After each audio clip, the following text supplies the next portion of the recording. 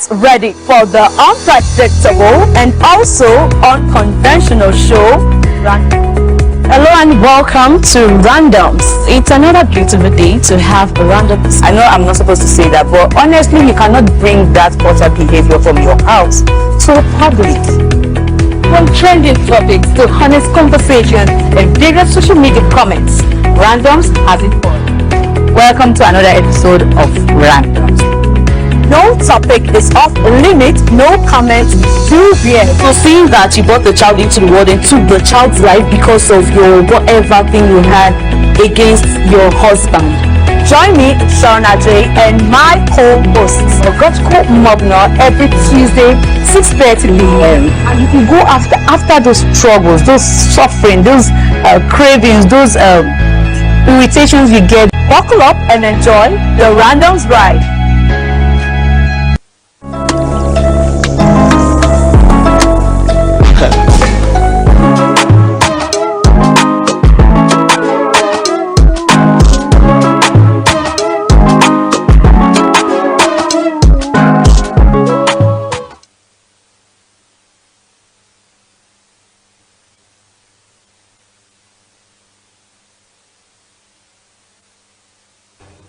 Happy new month of July to all our viewers and welcome to Randoms. I am Ogotko Mobna and I have with me, as usual, Sharon Ajay. Sharon, how are you? Happy new month, Ogotko. I'm doing very well, thank you. I love your hairstyle. Thank I don't know you. what to call this one, but it's giving 1960 kind of vibe. The Afro ladies. No, it's beautiful, by the way. Thank No, you. this Afro kind of chic vibe and all of that. Well, today on Randoms, we'll be taking, different stories. We have two beautiful stories for you that are actually currently trending. So we'll be talking about a shocking discovery. How shocking can that be?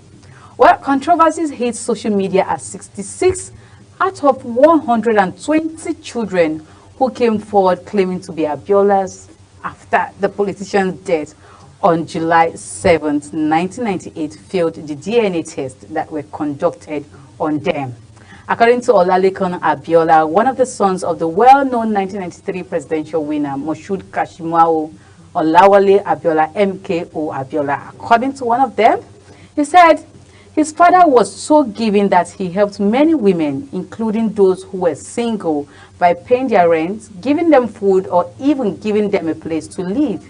He said that in an attempt to inherit some of his father's wealth, some of these women had surreptitiously changed their children's surname from other men to Abiola after his father passed away. Olalekan stated that his father had stipulated in his will that all children who came forward to claim their ancestry would have to undergo DNA testing. Wow, that's big. How did he know that he will be having controversies in the future? Well, I think the most important thing I learned from him, according to Olalekan, which is Abiola's son, he's saying the most thing he learned from his father is to hold on to their religion, Islam. I say this because this was what my father did that made people love him. All he did were based on Islam, which teaches us as Muslims to be charitable. My father never drank alcohol. He never went partying. He was not a party freak. Neither was he a gambler. Wow. That young man knows his father too much.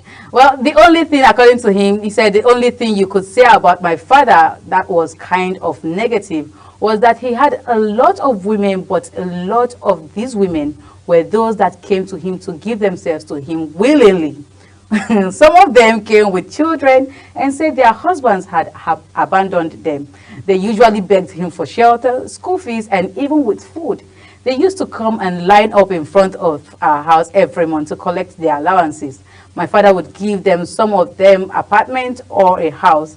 Then they began to call themselves Mrs. Abiola. Even though many of them were not, they would change their children's name to Abiola, and that was why my father wrote in his will that DNA tests had to be done for all those who claimed to be his children.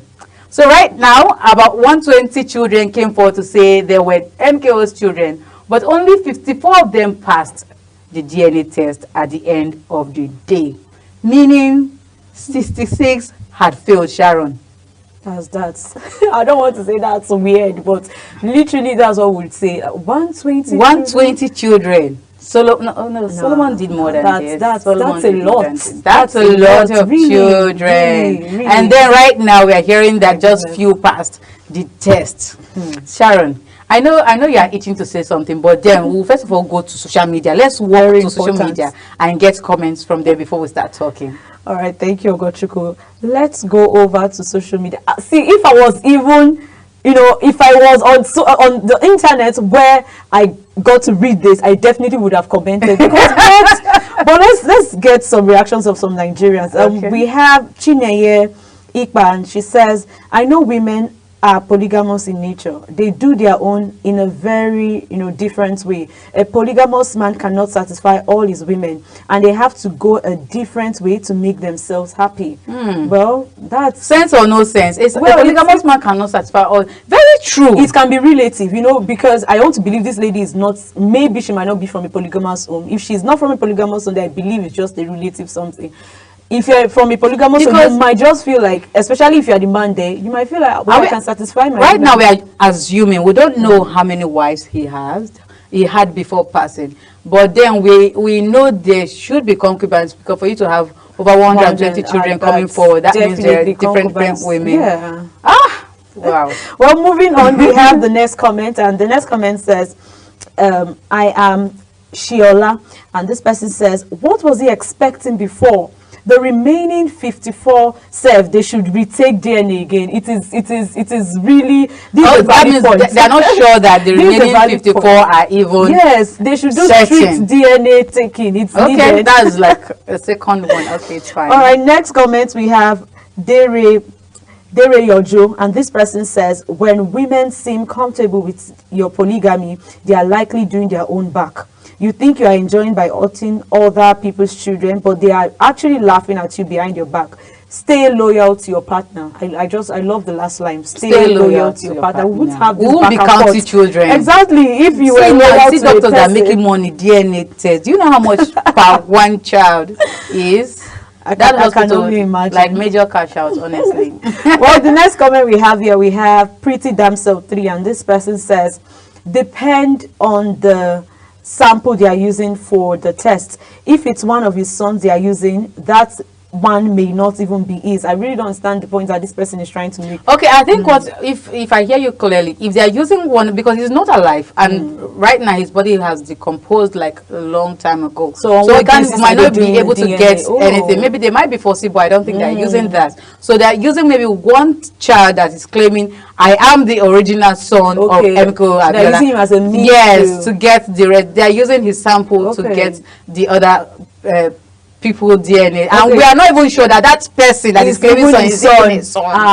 So that is the thing. This is problem. It is a big one. All right, the last comment we're taking is Prudy Legal, and this person says, any woman who condones polygamy is a suspect. I've said this a million times and would say it again. We are humans, and naturally we don't like to share. I think I resonate with this Prudy Legal. Right? We are human, we don't like to share, especially when it comes to love.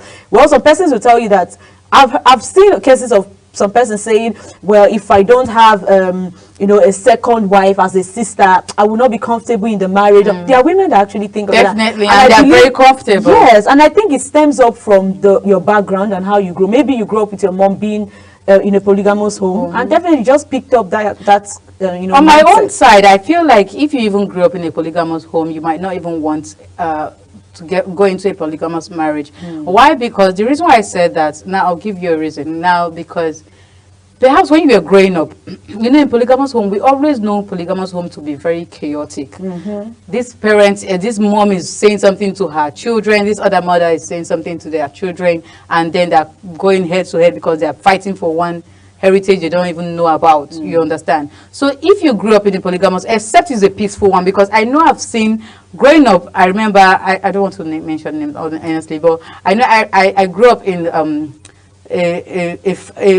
they call him Alhaji Kabir. I'm going to mention this name because I know a lot of persons bear this name. But then in Kano State, he had like 3 wives. And these 3 wives, I know my friend, the second wife, the daughter is my friend. She just has Halima and Sadia. And these 2 girls are Sadia was my friend because we were same age.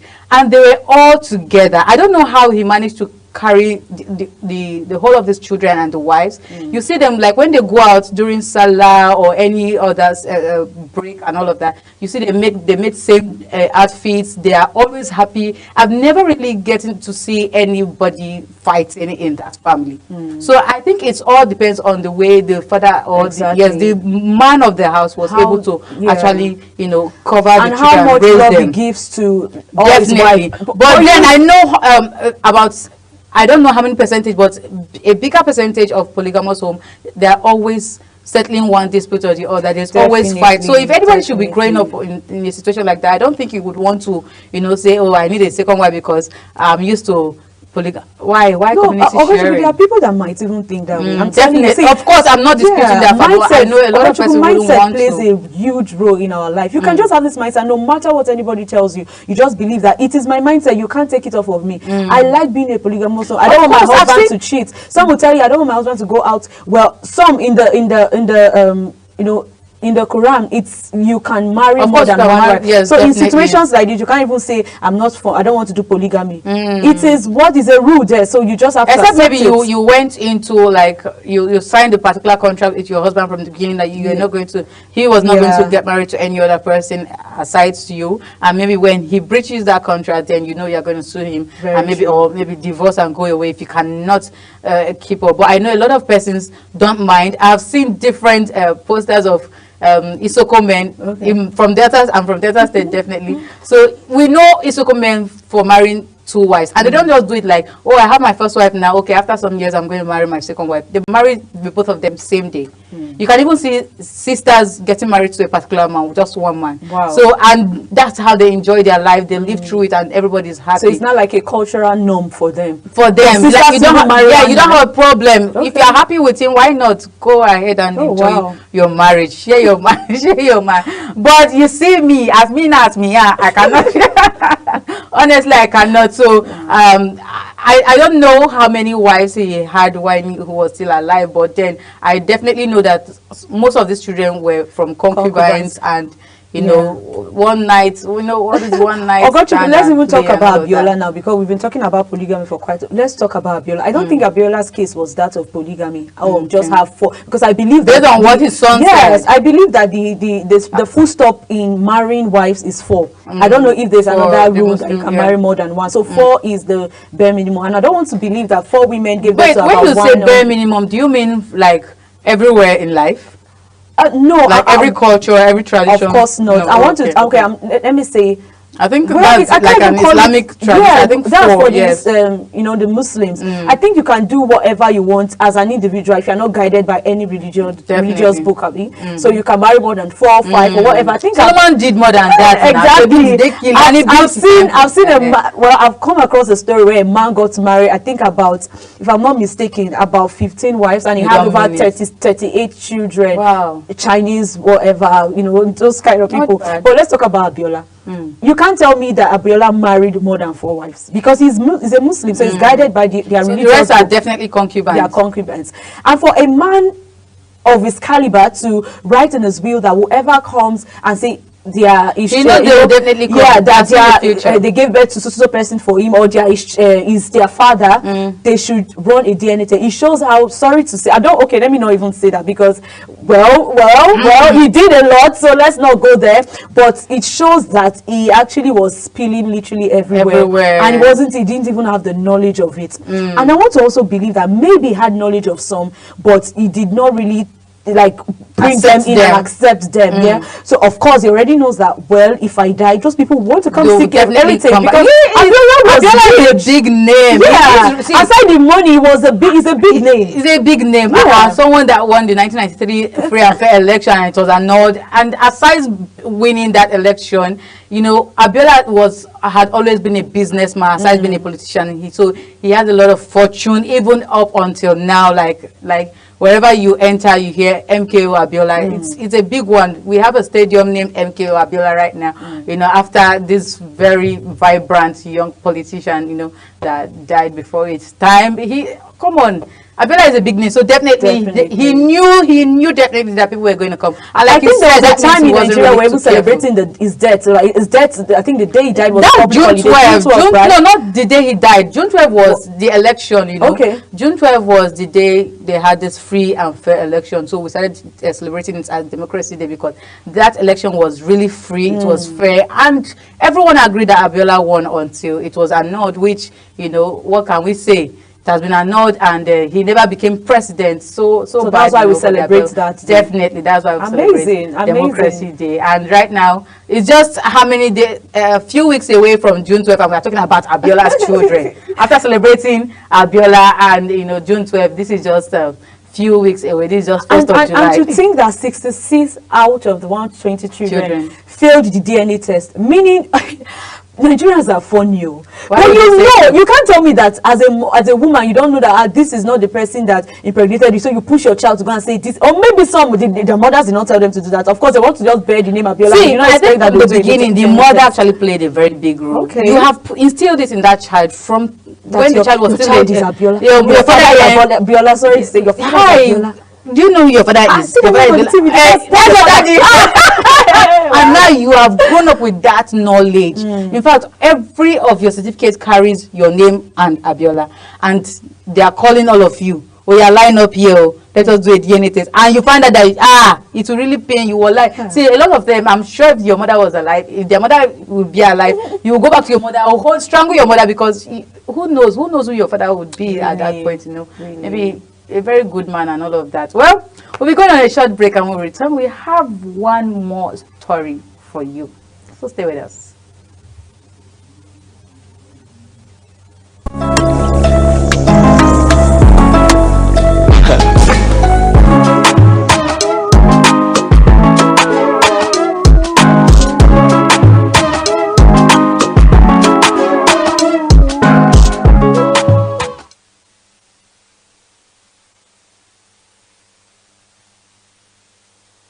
Welcome back from that quick break. Enough of Abiola and his 120 children with 66 who just passed. I wanted to say Waeko who passed the DNA test. Well, on to the next story. Operatives of the National Drug Law Enforcement Agency, NDLEA, have arrested an ex-international football player, Segun George Hunkarin, along with his businessman partner, Ntoruka Emmanuel Chinedu, over attempts to smuggle a consignment of cocaine into Nigeria through the Murtala Mohammed International Airport, MMIA, Ikeja, Lagos. NDLEA spokesperson Femi Babafemi, while disclosing his arrest to newsmen, said Chinedu, who is a frequent flyer known for conveying clothes from Turkey to Nigeria and foodstuffs from Nigeria to Turkey, was the first to be arrested upon his arrival at the Lagos airport on Tuesday, the 24th of June, 2025. A search of his carry-on bag revealed 37 wraps of cocaine weighing 800 grams were concealed during. Investigation showed that the suspect was coming from Turkey on an Ethiopian airline flight, but transited through Addis Ababa, Ethiopia, where he collected the luggage from another person before heading to Nigeria. Further checks revealed that an accomplice who turned out to be the former professional footballer, Segun Hunkarin, was waiting for Chinedu at the airport car park to collect that consignment from him. This one, that's what Igbo people call container don't land. Well, Hunkarin, who has stayed years in Brazil playing for football clubs, was promptly tracked and arrested at the car park. Sharon, before I ask you a question that I really want to ask, if a professional footballer who has been playing like in Brazil for years decide to quit football and start doing container work, consignment of cocaine, what do you think what brings to your mind? What do you think about it? Because I'll tell you the truth, I'll definitely want you to answer this question, but from my own end, I just feel like he was doing that even before he left football. Right now we don't even know why he left football, or if he was sent out of the league, or if he was asked to stop playing. We do not know, but I just feel like if you should leave football and you are going to relax and start doing consignment cocaine and all of that, then you had that all this while at the back of your mind, or you were even doing that and hiding under the shadows of football. What do you think, Sharon? Well, Ogochukwu, there's something called doping in football. Okay. That is when they test your blood and they find out that there is There's even little of drug in your system, your substance in your system. You see, you will be I don't know the word, banned from football, playing football or whatever. They might suspend you for years or ban you forever. We heard of the case of Popo, but I'm just glad that he's been released. 4 years I'm so happy because they found the substance in it. But I'm glad that he's back. Yeah, that's what would I put it? It's been dropped. That accusation has been dropped and all of that.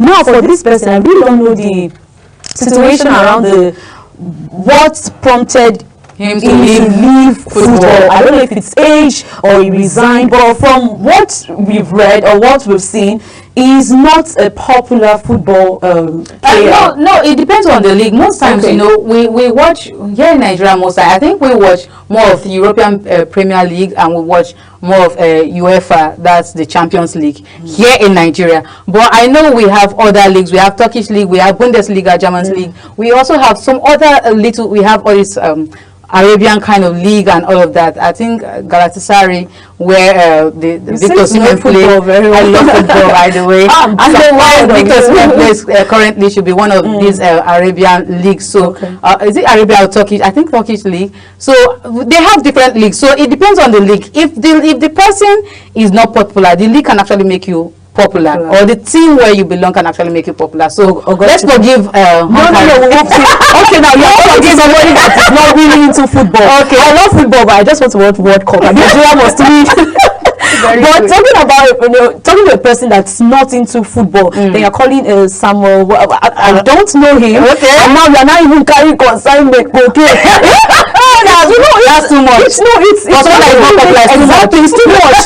So what exactly was the reason why you left? I think we need to go and dig that up and see the reason why. Maybe it was connected to drug.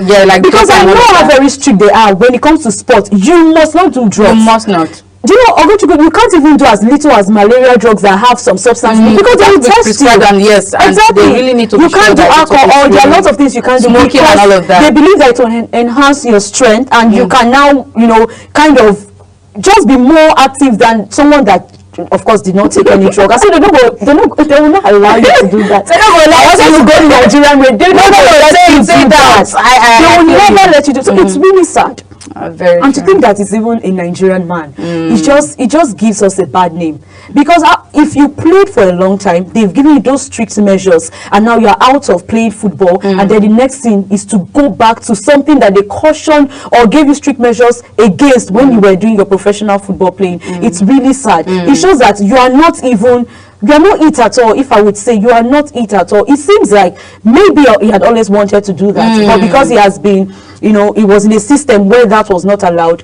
Then, of course, when he resigned, he just went back to default. A lot of us, we usually envy footballers because we say, they have a lot of money, they are making, and all of that, their trainings and athletes. You love sportsmen. There's no way you cannot admire a sports person, a footballer, but then this person, if you are leaving football for consignment like cocaine and all of that, it definitely means that you were never up to any good, even while you were playing football. You always had this at the back of your mind that, okay, any day football doesn't work for you, this is what you are going to fall back on. That's why it's all of that.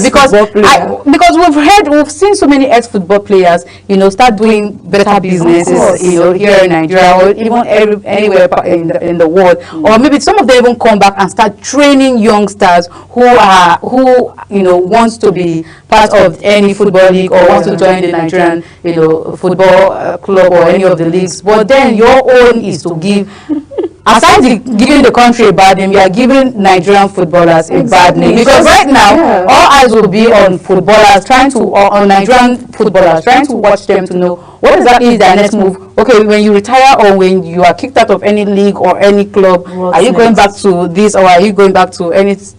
But it's really a bad business for footballers. The man can actually come out and tell you, I don't take those substances, I'm just selling it. But it doesn't even matter. So long your hands are with it, you are part of it. You are part of it. Definitely. It's so sad. It is really very, very sad. We do not like hearing stories like this, especially because they're definitely going to make, international news based on the fact that he once played for Brazil. I think one of the clubs in Brazil. It's not a good one. You are giving the country a bad name. So definitely whatever it is you do, show. I think I said it last week. Please, they say a good name is better than wealth. So whatever Very it is you important. do, make sure that your name is clean. Make sure your hands are clean, and make sure that you are bringing a good name to, you are giving the country a good name. We really want to take more stories because we have a lot on social media. You know, we really want to take more stories, but this is where we close the curtains for Randoms. Today, once more, we are saying happy new month of July.